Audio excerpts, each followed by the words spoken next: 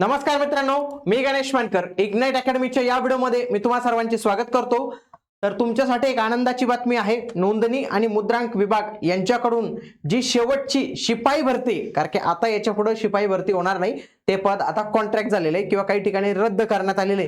तर त्या पदाची निवड यादी म्हणजे सिलेक्शन लिस्ट जी आहे तर ती आलेली आहे.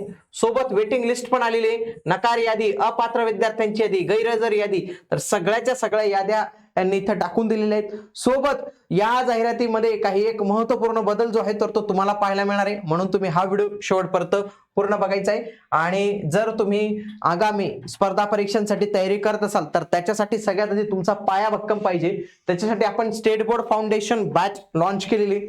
किती प्राइस मध्ये? तर फक्त 99 रुपयात तुम्हाला संपूर्ण स्टेट बोर्ड म्हणजे 5वी ते 12वी जुने नवीन जे काही महत्त्वाचे स्टेट बोर्ड आहेत परीक्षेसाठी, त्या सगळ्या स्टेट बोर्ड एमपीएससी कडे ज्या काही सरसेवा जाणार आहेत, एमपीएससीच्या माध्यमातून ज्या काही परीक्षा होणार आहेत किंवा इतर काही स्पर्धा परीक्षा होतात त्या सर्वांसाठी उपयुक्त स्टेट बोर्ड बॅच आहे, म्हणून तुम्ही आजच तिला जॉईन करावं. आता बघा, याच्यावर मी सगळ्यात आधी निवड यादीवर क्लिक करतो. निवड यादीवर क्लिक केल्यावर इथं जर तुमचं नाव असेल तर तुमचं सिलेक्शन झालेलं आहे, तुमचं कॉंग्रॅच्युलेशन, तुम्ही गुलाल वगैरे घेऊन या. आता पुढे याच्यात बघा हे नाव दिलेले आहेत, कोणत्या मधून निवड झाली तुमची, गुण दिलेले आहेत, सगळ्या काही गोष्टी दिलेल्या आहेत. बघा जवळपास 282 लोक, 282 पद, 282. आता याच्यानंतर पुढची यादी कोणती लावलेली त्यांनी? वेटिंग लिस्ट लावलेली.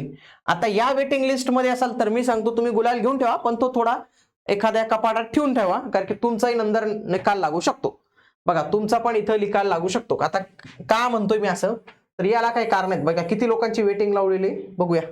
बापरे, 1424 लोकांची डायरेक्ट वेटिंग लावलेली त्यांनी. 282 ला 1424 लोकांची वेटिंग. आता याला एक महत्वपूर्ण कारण म्हणजे मित्रांनो 2 फेब्रुवारीचा GR, 2 फेब्रुवारी 2026 चा GR आलेला आहे, ज्या अंतर्गत जे आहे किंवा मागे पण एक डिसेंबर मध्ये GR आला होता, त्याच्यामध्ये वेटिंग लिस्टची मर्यादा किती टाकलेली आता 2 वर्ष केलेली, 2 वर्ष वेटिंग लिस्ट. मग आजपासून आता शेवटची भरती तर पुन्हा होणार नाही, म्हणून 2 वर्षात जी काही पदं खाली होतील तर ती मे बी या वेटिंग लिस्टच्या माध्यमातून जे आहेत तर ते भरण्यात येतील मित्रांनो. आता शिपाई संदर्भात थोडे वेगळे रूल्स पण आहेत, पण तो रूल त्याला अप्लाय होतो का माहित नाही, परंतु जनरली GRचा तर रूल हाच आहे की 2 वर्ष लागल्यापासून 2 वर्ष होईल. आणि लक्षात घ्या, मुलं काही शिपाई व्हायचंय, खूप क्रेज आहे म्हणून शिपाई होत नाही, त्यांना एक सुरुवात लागते गव्हर्नमेंट जॉबची, म्हणून ते शिपाई मधून सुरुवात करतात. याच्यातील बरेच मुलं, ही जी निवड झालेले मुलं आहेत ना, हे 282 मुलं, मी म्हणतो यांच्यापैकी बऱ्याच लोकांचं कुठे ना कुठे काही सिलेक्शन असतील. याच्यामध्ये काही लोकांचे ऑलरेडी सिलेक्शन असतील, ते काही शिपाईला जाणार नाही, शिपाई सोडतील की आता डॉक्युमेंट व्हेरिफिकेशन करून आले नंतर शिपाई ते 100% सोडतील. त्याच्यानंतर भविष्यात कोणी STI झालं, कोणी PSI झालं, कोणी सरसेवा मार्फत गट क ची पद मिळाले त्याला, कोणी लिपिक झालं, तर असे सर्व उमेदवार येणाऱ्या कालावधीत ही पोस्ट सोडतील.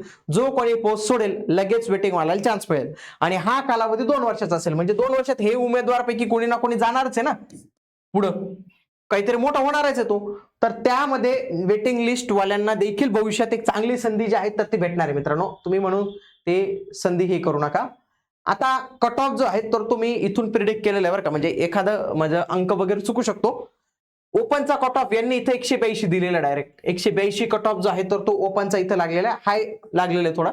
ओबीसीचा 178 आणि एससीचा पण 178 लागलेला आहे, दोघांमध्ये काही जास्त डिफरन्स आलेला नाही आहे. एसटीचा 174 आहे, विजेचा 174, एनटीसीचा पण 180 जबरदस्त कट ऑफ लागलेला आहे, एनटीडीचा 178, एसबीसीचा 174, एससीबीसीचा 176 आणि ईडब्ल्यूएसचा सर्वात कमी लागलेला आहे मित्रांनो. ईडब्ल्यूएस यामध्ये सगळ्यात ठरलेला आहे, 170 गुणांचा कट ऑफ हा याचा जो आहे तर तो इथं लागलेला आहे. तर तुम्ही या गोष्टी पाहू शकतात मित्रांनो.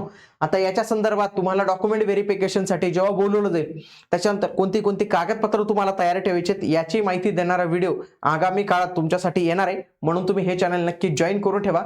इग्नाइट अकॅडमीचे विविध कोर्सेस इग्नाइट अकॅडमीच्या प्लॅटफॉर्मवर अवेलेबल आहेत, तर तुम्ही नक्की जॉईन करू शकतात. भेटूया पुढील व्हिडिओमध्ये, तोपर्यंत जय हिंद, जय महाराष्ट्र, धन्यवाद.